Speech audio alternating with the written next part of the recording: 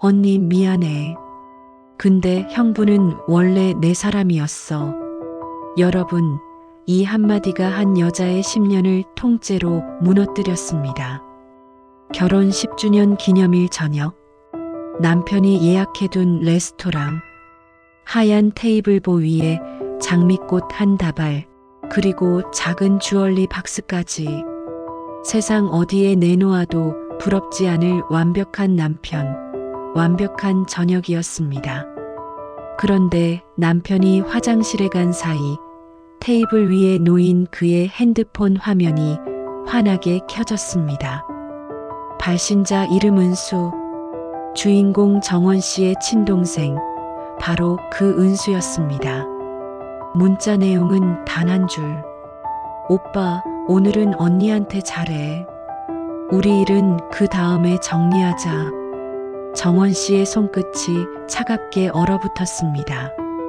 숨을 들이쉬려는데 폐가 돌덩어리로 가득 찬 것처럼 공기가 들어오질 않았습니다.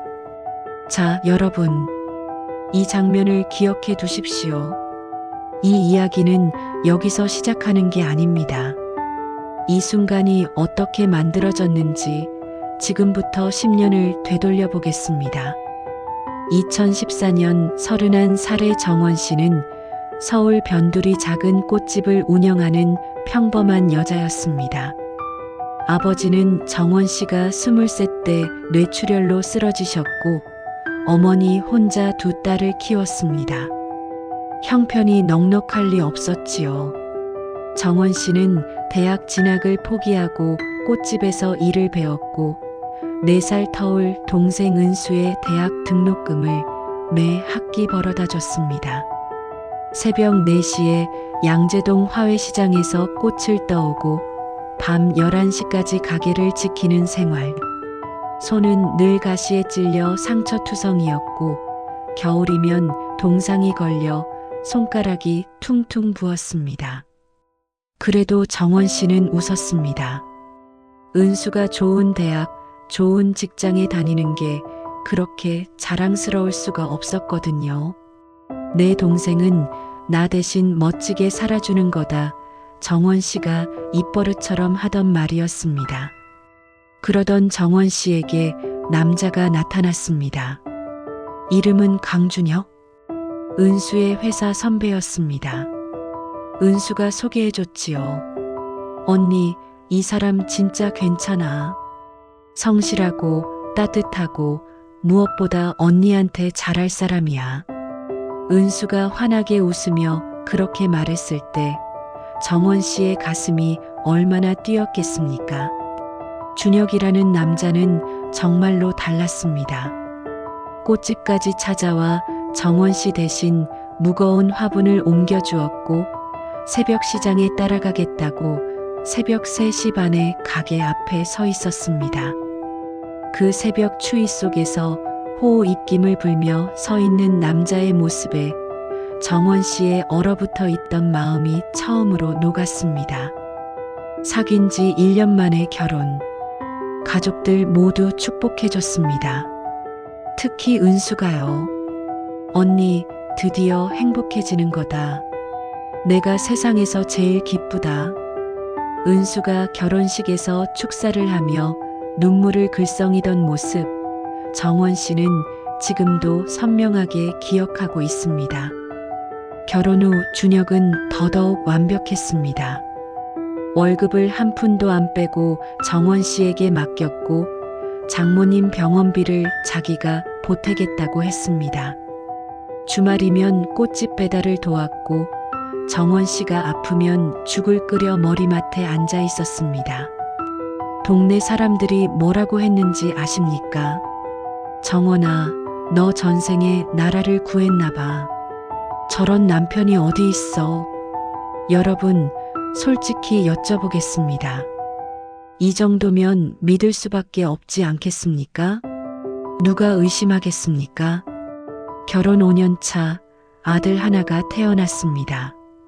준혁은 아이까지 극진하게 돌봤습니다. 정원 씨는 생각했습니다. 아, 이게 행복이구나. 내가 힘들게 살아온 보상이구나. 이렇게 10년이 흘렀습니다.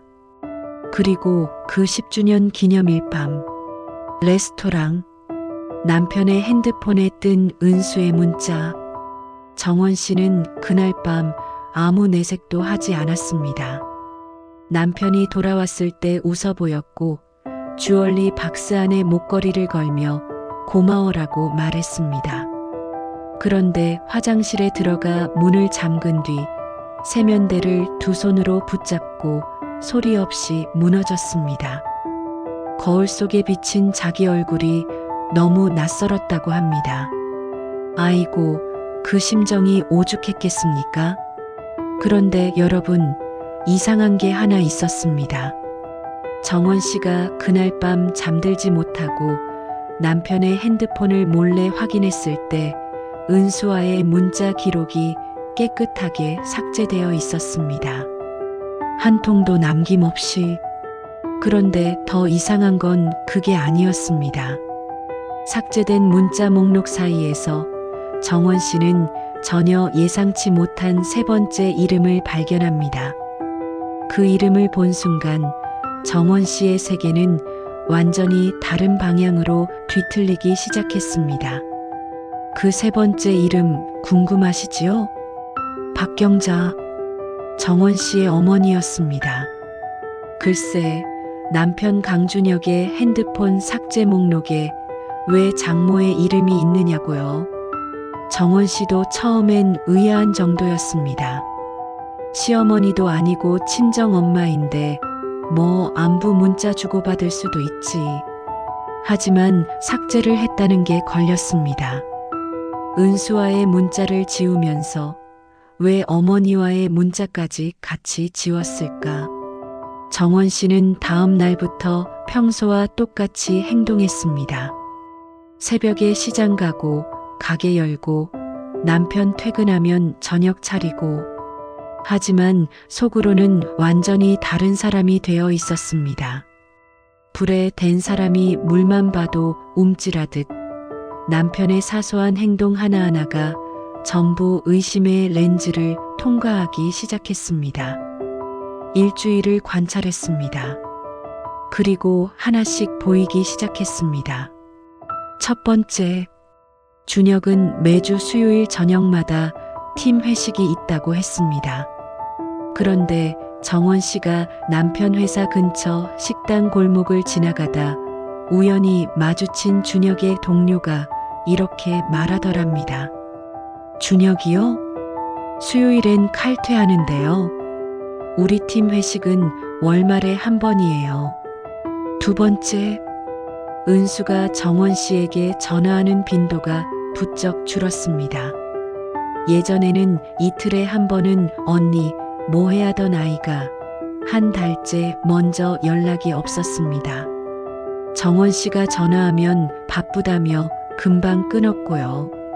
세 번째, 이게 가장 심장을 쥐어짜는 대목인데요. 정원 씨의 어머니 박경자 여사가 어느 날 느닷없이 이렇게 말했습니다. 정원아, 준혁이가 효자다. 그 아이한테 더 잘해라. 세상에 그런 사위 없다. 이 말 자체는 이상할 게 없습니다. 그런데 어머니의 눈이 정원 씨를 똑바로 보지 못하고 흔들리고 있었습니다.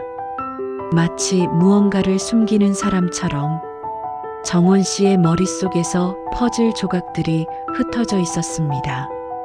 아직 맞춰지지는 않았지만 그림의 윤곽이 점점 드러나고 있었습니다. 그래서 정원 씨는 결심합니다. 수요일 저녁 남편을 미행하기로. 그 수요일이 왔습니다. 준혁은 여느 때처럼 회식이야. 늦을 수도 있어라고 문자를 보냈습니다. 정원 씨는 아들을 어머니에게 맡기고 남편의 차를 따라갔습니다. 택시를 타고요. 가슴이 얼마나 쿵쿵거렸겠습니까? 제발 내 착각이기를, 제발 아무것도 아니기를 그렇게 기도하듯 택시 뒷자리에 앉아 손을 꼭 모으고 있었습니다. 준혁의 차가 멈춘 곳은 강남의 한 오피스텔이었습니다. 정원 씨는 건물 앞에서 택시를 내렸습니다. 로비에서 올려다본 건물이 하늘을 찌를 듯 높았고 그 위에서 내려다보는 듯한 압박감에 다리가 후들거렸습니다. 그리고 5분 뒤 건물 안으로 걸어 들어가는 또 한 사람이 보였습니다. 은수였습니다. 정원 씨 본인이 사준 베이지색 코트를 입고 있었습니다. 지난 생일에 언니가 사주는 옷이 제일 좋아라며 안기던 그 동생이 언니 남편을 만나러 오피스텔로 걸어 들어가고 있었습니다. 여러분, 그 순간 정원 씨 머릿속에서 어떤 소리가 들렸는지 아십니까? 아무 소리도 안 들렸다고 합니다. 세상이 통째로 음소거된 것처럼 자동차 소리도, 바람 소리도, 자기 심장 소리도 전부 사라졌다고요. 그 상태로 얼마를 서 있었는지 모릅니다. 정신을 차려보니 손에 쥐고 있던 핸드폰 화면이 깨져 있었습니다. 자기도 모르게 너무 세게 쥔 거였습니다. 그래도 정원 씨는 올라가지 않았습니다. 문을 두드리지 않았습니다. 왜냐고요? 아직 확인하고 싶은 게 하나 더 있었기 때문입니다. 어머니, 왜 어머니의 문자가 삭제 목록에 있었는지, 그게 가장 무서웠다고 합니다. 남편과 동생의 불륜보다 어쩌면 어머니가 그걸 알고 있었을지도 모른다는 가능성이, 그게 정원 씨에게는 진짜 공포였습니다. 다음 날 정원 씨는 어머니 집을 찾아갔습니다. 아무렇지 않은 척 과일을 깎아드리며 물었습니다. 엄마, 준혁이가 요즘 엄마한테 자주 연락해? 어머니는 과일을 받아들며 고개를 저었습니다. 아니, 뭐 가끔. 안부 정도지. 그런데 어머니의 손이 미세하게 떨리고 있었습니다. 과일 접시가 달그락 소리를 냈습니다. 정원 씨는 더 묻지 않았습니다. 대신 어머니 집을 나오며 마음속으로 마지막 선을 그었습니다. 좋아. 확인하자. 전부 다. 그날 밤 정원 씨는 남편이 잠든 사이 그의 핸드폰을 다시 열었습니다. 이번에는 삭제된 문자가 아니라 은행 앱을 열었습니다. 준혁은 월급을 전부 정원 씨에게 준다고 했었습니다. 그런데 은행 앱에 로그인하는 순간 정원 씨는 자기 눈을 의심했습니다. 통장이 2개였습니다. 하나는 정원 씨가 아는 급여 통장, 그리고 또 하나 정원 씨가 전혀 몰랐던 통장. 그 두 번째 통장에는 매달 200만 원씩 꼬박꼬박 입금된 기록이 있었습니다. 수신인은 박은수, 동생이었습니다. 10년이면 얼마입니까? 2억 4천만 원. 그 돈이 고스란히 동생에게 가 있었습니다. 그런데 여러분, 여기서 끝이 아닙니다. 입금 기록 첫 페이지를 넘겼을 때 맨 처음 입금 날짜가 정원 씨의 온 신경을 관통했습니다. 결혼 한 달 전이었습니다.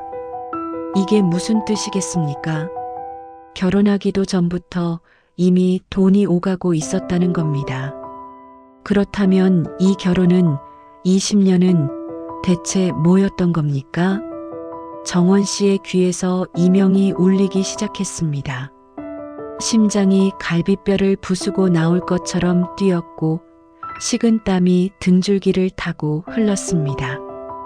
그때 남편이 침대에서 뒤척이며 중얼거렸습니다. 여보, 앉아. 정원 씨는 핸드폰을 제자리에 놓고 이불 속으로 들어갔습니다. 옆에 누운 남편의 체온이 느껴졌습니다. 10년간 따뜻하다고 느꼈던 그 온기가 그 순간만큼은 뱀의 피부처럼 차갑고 비릿하게 느껴졌다고 합니다. 그리고 바로 다음 날 정원 씨가 가게를 열려고 셔터를 올리는데 가게 앞에 사람이 서 있었습니다. 은수였습니다. 손에는 커피 2잔을 들고 아무 일 없다는 듯 웃고 있었습니다. 언니, 오랜만이지? 나 할 말이 있어. 여러분, 은수가 무슨 말을 하려고 했을 것 같으십니까? 정원 씨는 이 순간 2가지를 동시에 느꼈다고 합니다. 동생을 끌어안고 싶은 마음과 목을 조르고 싶은 마음이 정확히 반반이었다고요. 그런데 은수가 꺼낸 이야기는 정원 씨가 상상했던 것과는 전혀 다른, 훨씬 더 잔인한 것이었습니다. 은수가 가게 안으로 들어와 의자에 앉았습니다. 커피 한 잔을 정원 씨 앞에 놓고 한 모금을 마신 뒤 이렇게 말했습니다. 언니, 나 결혼해. 형부 회사 후배랑. 여러분, 순간 정원 씨의 머릿속이 하얗게 비었다고 합니다. 불륜을 자백하러 온 게 아니었습니다. 결혼한다는 이야기를 하러 온 거였습니다. 은수는 신이 나서 떠들었습니다. 상대 남자가 얼마나 좋은 사람인지, 예식장은 어디로 보고 있는지, 드레스는 어떤 스타일이 좋을지. 정원 씨의 눈앞에서 동생이 행복한 표정으로 웃고 있는데 그 뒤에 보이는 것은 어젯밤 본 통장 잔액과 강남 오피스텔의 잿빛 외벽뿐이었습니다. 그런데 은수의 말 중에 정원 씨의 귀를 꿰뚫는 한 문장이 있었습니다. 형부가 축의금 많이 내겠다고 했어. 형부가 나한테 참 잘해줘. 진짜 오빠 같아. 오빠 같다고요. 형부를 오빠라고 부르는 건 그렇다 치더라도 오빠 같다는 그 말이 정원 씨의 뇌리에 시뻘겋게 박혔습니다. 문자에 적혀있던 호칭이 뭐였습니까? 오빠였습니다. 은수가 떠난 뒤 정원 씨는 가게 문을 닫아 걸었습니다. 꽃 배달 주문이 서너 건 밀려 있었지만 손에 힘이 들어가지 않았습니다. 장미가시에 손가락이 찔려 피가 나는 것도 몰랐습니다. 붉은 피가 하얀 포장지 위에 점점이 번지는 걸 멍하니 내려다보고 있었습니다. 정원 씨는 생각했습니다. 증거를 모으자. 확실하게. 감정이 아니라 증거가 필요했습니다. 그래서 그 주 수요일 다시 한번 남편을 미행했습니다. 이번에는 준비를 했습니다. 핸드폰 녹음기를 켜두었고 오피스텔 로비에 CCTV가 보이는 위치도 미리 파악해 두었습니다. 그런데 그날 수요일 준혁은 오피스텔에 가지 않았습니다. 곧장 집으로 왔습니다. 케이크를 하나 사들고요. 오늘 우리 아들 어린이집 발표회였잖아. 케이크 사왔어. 아이를 안아 올리며 웃는 남편의 얼굴이 너무나 자연스러웠습니다. 거짓말에 티가 한 톨도 없었습니다. 10년간 그래왔듯이 정원 씨는 혼란에 빠졌습니다. 내가 본 게 착각이었나? 그 문자도 통장도 오피스텔에서 본 은수도 전부 내가 잘못 본 건가? 그렇게 흔들리기 시작하는 순간 어머니에게서 전화가 왔습니다. 정원아, 이번 주말에 온 가족 모여라. 내가 할 말이 있다. 어머니의 목소리가 평소와 달랐습니다. 떨리면서도 무언가를 결심한 사람 특유의 단단함이 묻어 있었습니다. 정원 씨는 알 수 없는 불안에 밤새 뒤척였습니다. 주말 어머니 집, 거실에 정원 씨와 준혁, 은수, 그리고 어머니가 모였습니다. 은수의 약혼자라는 남자도 처음으로 자리했습니다. 어색한 인사가 오갔고 어머니가 차를 내왔습니다. 그리고 모두가 앉은 자리에서 어머니가 입을 열었습니다. 나 이 자리에서 너희한테 솔직하게 말할 게 있다. 순간 정원 씨의 심장이 목구멍까지 치밀어 올랐습니다. 엄마가 다 알고 있었나? 엄마가 지금 그걸 밝히려는 건가? 준혁을 봤습니다. 준혁의 표정에 미세한 긴장이 스쳤다가 사라졌습니다. 은수는 고개를 숙이고 있었습니다. 어머니가 말했습니다. 내가 병원에서 검사를 받았는데 잠깐 말을 멈추었다가 숨을 크게 들이쉬었습니다. 간암이래. 3기. 세상에. 여러분, 이 타이밍에 이런 일이 겹칠 수 있습니까?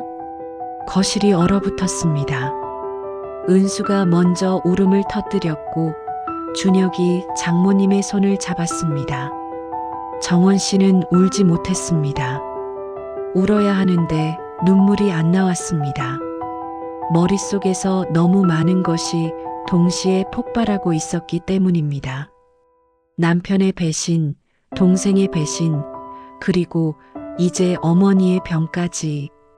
한꺼번에 쏟아지는 이 모든 것의 무게가 폐를 짓눌러서 숨을 쉬려 해도 쉬어지지가 않았습니다.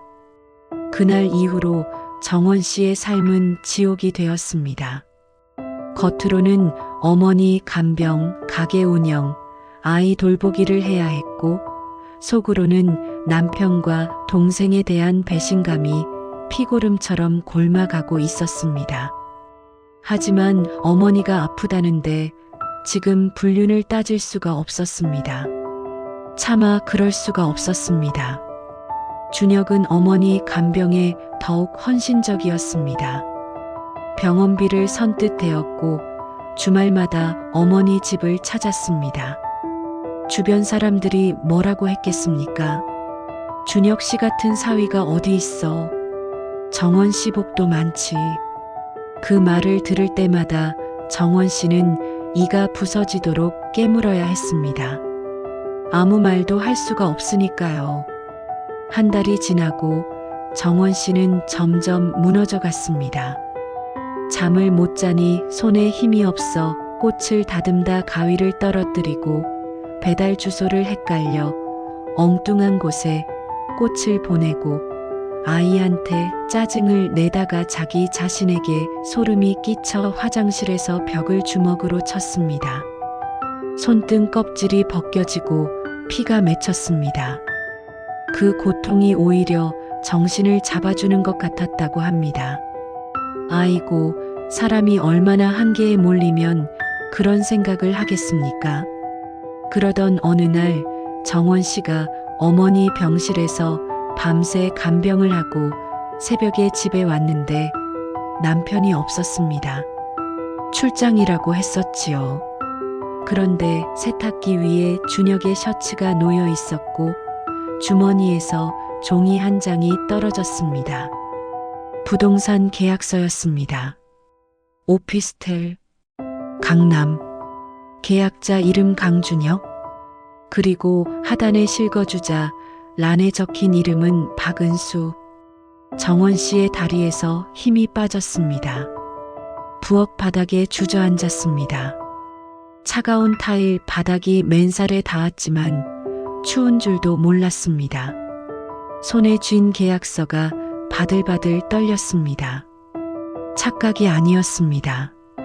전부 사실이었습니다. 남편이 동생의 오피스텔을 계약해 주었습니다. 매달 200만 원을 보내고 있었습니다. 그리고 그 동생은 지금 다른 남자와 결혼한다고 합니다. 이게 대체 뭡니까? 정원 씨는 10년간 뭘 위해 살아온 겁니까? 가장 견디기 힘든 건 분노가 아니었습니다.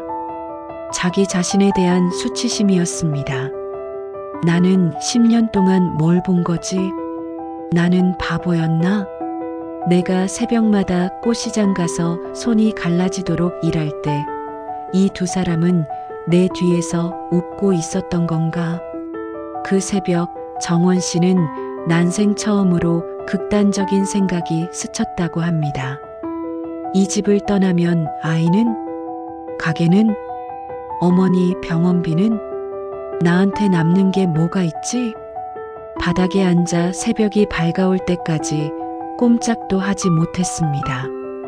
그런데 여러분, 새벽 6시 아들이 잠에서 깨어 거실로 나왔습니다. 5살 배기가 바닥에 앉아있는 엄마를 보더니 작은 손으로 엄마 뺨에 흐르는 눈물을 닦아주었습니다. 그리고 이렇게 말했습니다. 엄마, 왜 울어? 내가 안아줄까?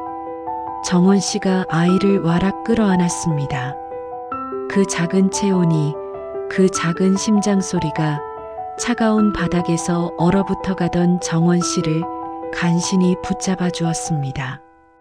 그리고 그 순간 정원 씨의 머릿속에 한 가지 생각이 또렷하게 찍혔습니다. 무너지면 안 된다. 무너지면 이 아이까지 잃는다. 정원 씨가 바닥에서 일어났습니다. 아이를 씻기고 밥을 먹이고 어린이집에 보냈습니다. 그리고 가게로 향하는 길에 한 번도 들어가 본 적 없는 곳에 문을 밀었습니다. 법률사무소였습니다. 그런데 여러분, 정원 씨가 변호사에게서 들은 첫 번째 말은 위로가 아니었습니다. 변호사가 서류들을 훑어보더니 안색이 변했습니다. 사모님, 이거 단순 불륜이 아닙니다. 이건 처음부터 설계된 겁니다. 그때는 정원 씨도 몰랐습니다. 그 변호사의 한마디가 이 이야기의 방향을 완전히 뒤집어 놓게 될 거라는 걸. 변호사의 이름은 최현진. 40대 초반의 여성 변호사였는데 이혼 전문이면서 금융사기 소송에도 경험이 있는 사람이었습니다. 정원 씨가 가져간 건 핸드폰으로 찍어둔 통장 거래 내역과 부동산 계약서 사진, 그리고 오피스텔 앞에서 찍은 은수의 뒷모습 사진이었습니다. 최 변호사가 통장 기록을 하나하나 짚어가며 말했습니다. 보세요. 매달 200만 원 10년. 이건 혼인 기간 중 배우자 몰래 빼돌린 부부 공동 재산입니다. 그것도 결혼 전부터 시작됐다는 건 이 결혼 자체에 기망의 의도가 있었을 가능성을 보여줍니다. 정원 씨가 물었습니다. 기망이요? 최 변호사가 고개를 끄덕였습니다. 쉽게 말하면 처음부터 속일 목적으로 결혼했을 수 있다는 겁니다. 그런데 변호사가 잠깐 말을 멈추었습니다. 하나 확인해야 할 게 있어요. 남편분의 결혼 전 재산 상태를 알 수 있으십니까? 정원 씨는 몰랐습니다. 10년간 남편의 과거에 대해 깊이 물어본 적이 없었습니다. 준혁이 알아서 다 해줬으니까요. 그래서 최 변호사가 직접 조사에 들어갔습니다. 여러분, 여기서 나온 결과가 이 이야기의 판을 완전히 뒤엎습니다. 2주 후 최 변호사가 정원 씨를 다시 불렀습니다. 테이블 위에 서류 뭉치를 펼쳤는데 정원 씨가 그 서류를 보자마자 의자 등받이에 등이 딱 붙었습니다. 강준혁? 결혼 전 직업 무직이었습니다. 은수의 회사 선배가 아니었습니다. 은수가 다니던 회사에 그런 이름의 직원은 존재한 적이 없었습니다. 글쎄, 이게 무슨 소립니까? 최 변호사가 서류를 한 장 더 넘겼습니다. 강준혁의 본명은 김태진. 사업 실패로 신용불량 상태였다가 지인의 도움으로 이름을 바꾸고 새 출발을 한 사람이었습니다. 그리고 그 지인이 누구였느냐? 은수의 대학 동기였습니다. 자, 정리하겠습니다.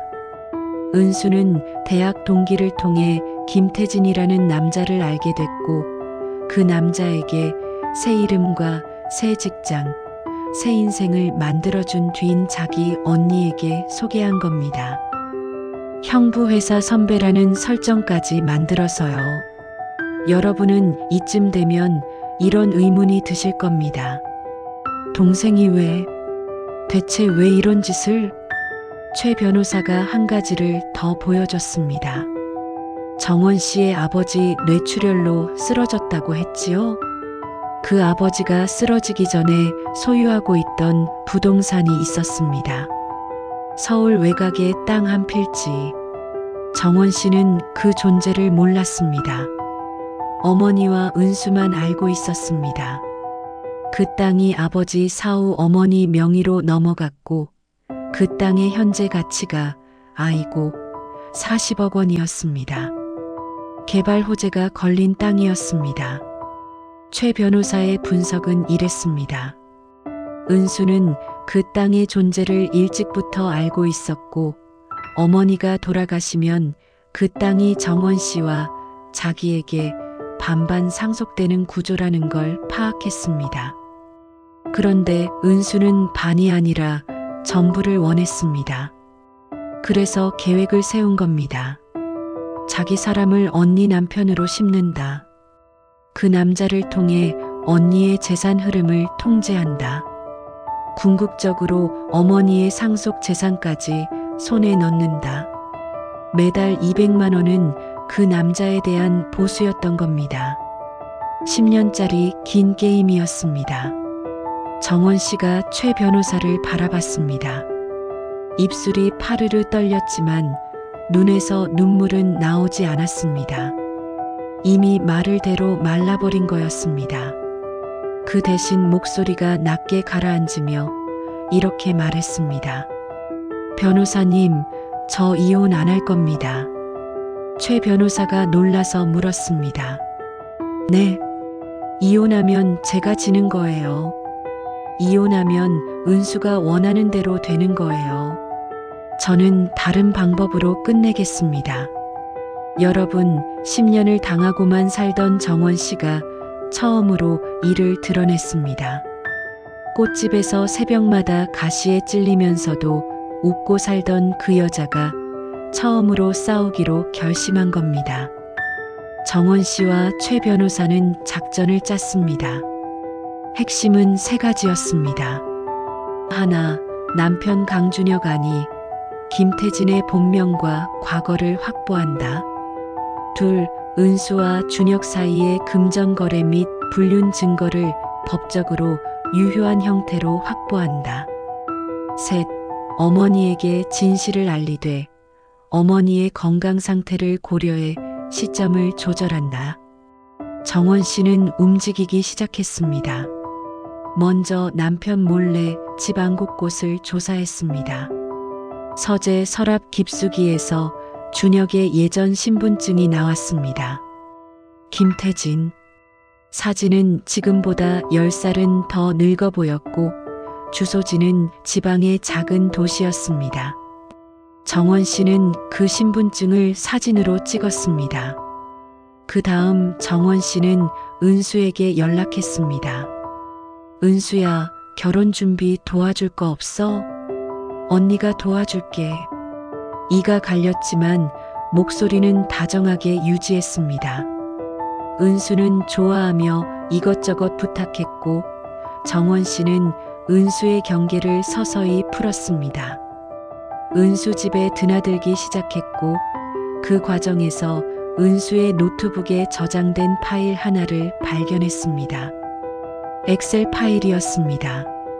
파일명이 뭐였는지 아십니까? 프로젝트 J. J. 정원의 J였습니다. 그 안에는 소름이 돋을 정도로 체계적인 계획표가 있었습니다. 준혁을 언니에게 소개하는 시나리오, 준혁이 해야 할 행동 매뉴얼, 새벽 시장에 따라갈 것, 월급 전액 전달할 것, 장모에게 정기적으로 안부 연락할 것, 그리고 최종 목표 정원명의 재산 이전, 어머니 상속분 확보, 날짜까지 적혀 있었습니다. 결혼 전부터 시작해서 어머니가 돌아가신 뒤의 시나리오까지. 여러분, 10년의 결혼 생활이 누군가가 엑셀로 짜놓은 프로젝트였다는 걸, 본인의 이름, 이니셜이 파일명인 프로젝트였다는 걸, 그걸 알았을 때의 심정이 어떻겠습니까? 내장이 뒤집어지는 것 같았다고 합니다. 하지만 정원 씨는 그 자리에서 울지도 소리 지르지도 않았습니다. 핸드폰을 꺼내 그 파일을 찍었습니다. 한 장 한 장 침착하게 증거가 모였습니다. 최 변호사는 말했습니다. 이 정도면 됩니다. 이제 언제 터뜨리실 건지만 정하시면 됩니다. 정원 씨는 날짜를 골랐습니다. 은수의 결혼식 날. 그날이 가장 많은 사람이 모이는 날이니까. 그런데 결혼식 2주 전 예상치 못한 일이 벌어졌습니다. 어머니가 병실에서 정원 씨를 불렀습니다. 얼굴이 반쯤 노랗게 변해 있었고 눈에는 초점이 흐릿했지만 정원 씨의 손을 잡는 힘만은 놀라울 정도로 강했습니다. 정원아.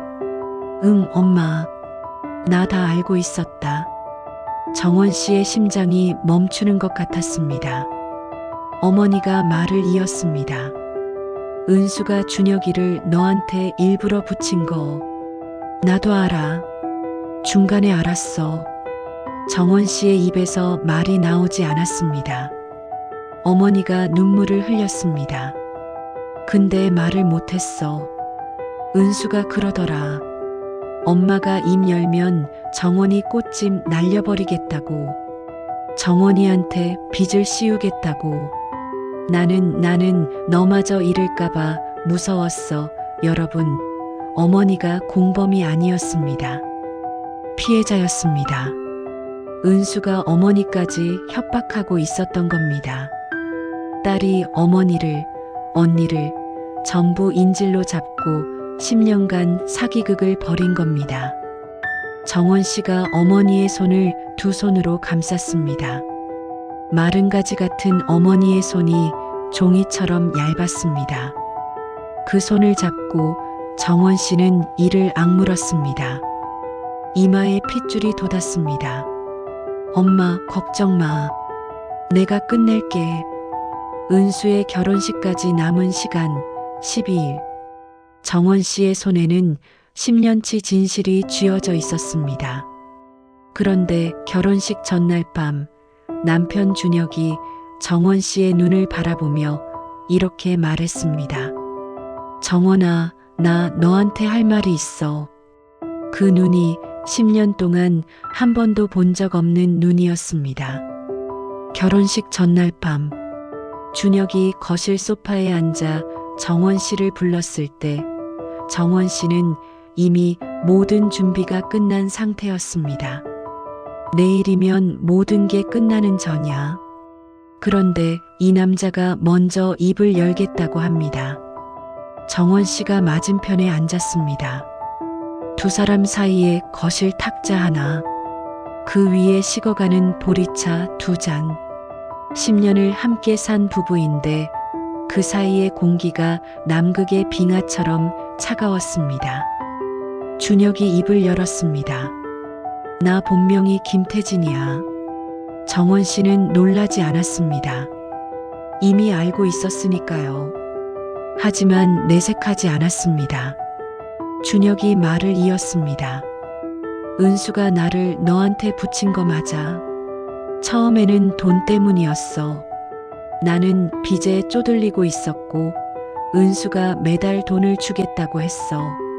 조건은 내 남편 역할을 완벽하게 하는 거.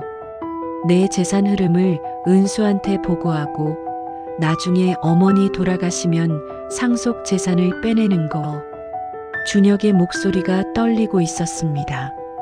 하지만 정원 씨의 표정은 미동도 없었습니다. 돌로 깎아놓은 것처럼 가만히 앉아 있었습니다. 준혁이 고개를 숙였습니다. 근데 달라졌어. 새벽 시장에 같이 가면서 내가 손 다친 거 밴드 붙여주면서 아이가 태어나서 처음 울음소리 듣는데 준혁의 목이 메었습니다. 진짜가 됐어. 연기가 아니라 진심이 됐어. 나는 정말로 너를. 정원 씨가 손을 들어 준혁의 말을 끊었습니다. 얼마 전부터 알고 있었어. 전부 다. 준혁이 고개를 들었습니다. 두 사람의 눈이 마주쳤습니다. 프로젝트 제의도 봤어. 매달 보낸 200만 원도, 오피스텔도, 내 본명도 전부. 그리고 엄마를 협박한 것도. 준혁의 얼굴이 사색이 됐습니다. 입술을 깨물더니 두 손으로 얼굴을 감쌌습니다.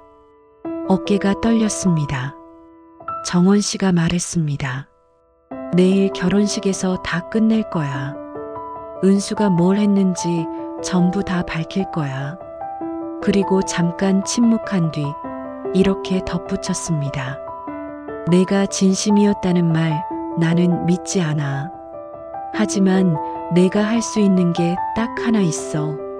내일 그 자리에서 내 입으로 직접 말해. 전부 다. 그게 내가 할 수 있는 마지막이야. 준혁이 한참을 울었습니다. 그리고 고개를 끄덕였습니다. 결혼식 날이 밝았습니다. 은수는 하얀 웨딩드레스를 입고 눈부시게 웃고 있었습니다. 하객이 200명 가까이 모였고 꽃으로 장식된 버질로드가 화사했습니다. 아이러니하게도 그 꽃을 준비한 건 정원 씨였습니다. 은수가 언니 꽃집에서 해줘라고 했거든요. 정원 씨는 웃으며 수락했습니다. 사형대의 꽃을 사형수 본인이 장식하는 격이라는 걸 은수는 몰랐습니다. 주례사가 끝나고 축사 순서가 왔습니다. 원래 계획에 없던 일이었지만 정원 씨가 축사를 자청했습니다. 동생 결혼식에 언니가 한마디 하는 게 당연하지 않겠어? 은수는 감동한 표정으로 고개를 끄덕였습니다. 정원 씨가 단상에 섰습니다. 마이크를 잡았습니다. 하객석 200명의 시선이 정원 씨에게 쏠렸습니다. 은수가 신랑 옆에서 언니를 올려다보며 웃고 있었습니다. 정원 씨가 입을 열었습니다. 여기 계신 분들께 감사드립니다. 제 동생 은수의 결혼을 축하하러 와주셨습니다. 목소리가 차분했습니다. 그런데 축하드리기 전에 여러분께 한 사람을 소개해 드릴 분이 계십니다. 은수의 미소가 살짝 굳었습니다. 뭔가 예정에 없는 전개라는 걸 직감한 거지요. 정원 씨가 하객석 뒷줄을 바라봤습니다. 거기 준혁이 서 있었습니다. 정장을 입고 있었지만 얼굴은 밤새 울었는지 눈이 퉁퉁 부어 있었습니다. 정원 씨가 고개를 끄덕이자 준혁이 천천히 앞으로 걸어 나왔습니다. 은수의 표정이 변했습니다. 웃음이 사라지고 입술이 파르르 떨리기 시작했습니다. 은수는 단박에 알아챈 겁니다. 뭔가 잘못되었다는 걸. 준혁이 단상 앞에 섰습니다. 정원 씨가 마이크를 건넸습니다. 준혁이 마이크를 잡았는데 손이 심하게 떨려서 마이크에서 둥 소리가 났습니다. 준혁이 말했습니다. 제 본명은 김태진입니다. 강준혁은 가짜 이름입니다. 웅성거림이 퍼졌습니다. 은수가 드레스 자락을 움켜쥐었습니다. 준혁이 계속했습니다. 10년 전 저는 박은수 씨의 지시로 이 자리에 계신 정원 씨와 결혼했습니다. 목적은 정원 씨의 재산과 어머니 되시는 박경자 여사의 상속 재산을 빼내는 것이었습니다. 매달 200만 원을 보수로 받았고 은수 씨가 제게 행동 매뉴얼까지 만들어줬습니다. 결혼식장이 벌집을 쑤셔놓은 것처럼 술렁였습니다. 은수의 약혼자 신랑이 어리둥절한 표정으로 은수를 바라봤습니다. 은수의 얼굴이 새하얗게 질렸습니다. 은수가 소리쳤습니다. 거짓말이야. 형부가 미친 거야. 하지만 목소리가 찢어지듯 갈라져 있었고 눈동자가 사방으로 흔들리고 있었습니다. 그때 정원 씨가 다시 마이크를 잡았습니다. 차분하게 그러나 단단하게. 여기 증거가 있습니다. 정원 씨는 미리 준비한 자료를 하객석 스크린에 띄웠습니다. 프로젝터를 빌려 준비해 둔 거였습니다. 화면에 뜬 것은 프로젝트 J 엑셀 파일 캡처, 10년간의 통장 거래 내역, 오피스텔 계약서, 그리고 김태진의 원래 신분증 사진이었습니다. 200명의 하객이 스크린을 올려다봤습니다. 결혼식장이 법정이 된 순간이었습니다. 은수의 다리가 풀렸습니다. 웨딩드레스 차림으로 그 자리에 주저앉았습니다. 하얀 드레스가 붉은 카펫 위에 꽃잎처럼 퍼졌습니다. 그 모습이 기묘하게 아름다우면서도 처참했습니다. 신랑은 은수를 한번 내려다보더니 말없이 식장을 나갔습니다. 문이 닫히는 소리가 은수의 울음소리 사이로 쿵 하고 울렸습니다. 그 순간 하객석 뒤쪽에서 휠체어가 밀려 들어왔습니다. 간병인이 밀고 온 건 어머니였습니다. 정원 씨가 어머니에게 미리 연락한 거였습니다. 어머니가 직접 보셔야 한다고. 어머니의 눈에 눈물이 가득했지만 고개는 꼿꼿하게 세우고 있었습니다. 그리고 바닥에 주저앉은 은수를 내려다보며 한마디도 하지 않았습니다. 한마디도. 그 침묵이 어떤 질책보다 무거웠습니다. 은수가 어머니를 올려다보며 울부짖었습니다. 엄마, 나 미안해하지만 어머니는 고개를 돌려 정원 씨를 바라봤습니다. 그리고 정원 씨에게 손을 내밀었습니다. 정원 씨가 단상에서 내려와 어머니의 손을 잡았습니다. 어머니가 정원 씨의 손을 꼭 쥐었습니다. 아무 말도 하지 않았습니다. 그냥 꼭 잡고 있었습니다. 여러분, 이게 끝이 아닙니다. 결혼식 이후 법적 절차가 시작됐습니다. 최 변호사는 은수를 상대로 사기, 공갈, 횡령 혐의로 형사 고소를 진행했습니다. 은수와 준혁 사이의 금전 거래는 부부 공동재산 횡령으로 처리됐고 어머니를 협박한 거는 별도의 공갈 혐의가 적용됐습니다. 준혁 아니 김태진에 대해서는 정원 씨가 선택을 해야 했습니다. 이혼하고 위자료를 받을 것이냐, 고소할 것이냐. 정원 씨는 이혼을 택했습니다. 위자료로 은수에게 빼돌린 2억 4천만 원 전액 반환 판결을 받았고 오피스텔은 정원 씨 명의로 이전됐습니다. 김태진은 이혼 서류에 서명한 뒤 정원 씨에게 편지 한 통을 남겼습니다. 그 편지 내용을 정원 씨는 읽어보지 않았다고 합니다. 읽을 필요가 없었다고 했습니다. 진심이었든 아니었든 시작이 거짓이면 다 거짓이에요. 정원 씨의 말이었습니다. 은수는 결국 집행유예를 선고받았습니다. 사기죄와 공갈죄가 인정됐지만 초범이었고 어머니의 탄원이 있었습니다. 네, 어머니가 탄원서를 쓴 겁니다. 정원 씨에게는 말하지 않고 정원 씨가 나중에 어머니에게 물었습니다. 엄마, 왜 은수 편을 들어? 어머니가 답했습니다. 편을 든 게 아니야. 은수도 내 자식이야. 벌은 받아야지. 근데 감옥에서 썩으라고는 못해. 나도 잘못이 있어. 일찍 말했어야 했는데. 어머니의 말투는 담담했지만 눈과 주름 사이로 눈물이 흘러내리고 있었습니다. 2년 뒤 정원 씨는 꽃집을 확장했습니다.